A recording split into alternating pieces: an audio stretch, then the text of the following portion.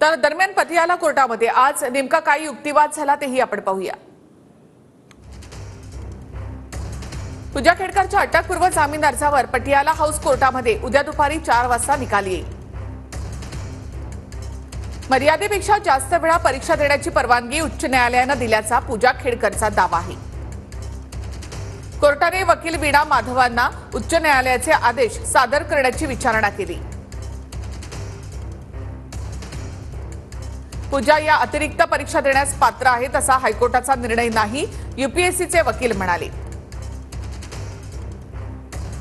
यूपीएससीकडून खेडकरना 3 जादाचे प्रयत्न केल्याचा गुन्हा नोंद करण्यात आला आहे।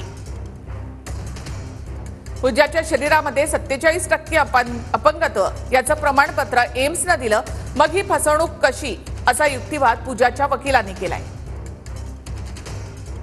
फौजदारी खटला दाखल करण्यात यूपीएससीला एवढी घाई का झाली असा सवाल या ठिकाणी पूजा खेडकर हिच्या वकिलांनी केला आहे। बाजू मांडण्यासाठी पुरेशी संधी द्यायला हवी होती असं पूजा खेडकरच्या वकिलांनी म्हटलंय। खेडकरना लैंगिक छळाची तक्रार दाखल केली म्हणूनच सर्व तिच्या विरुद्ध केले जात आहे असं खेडकरच्या वकिलांनी म्हटलंय।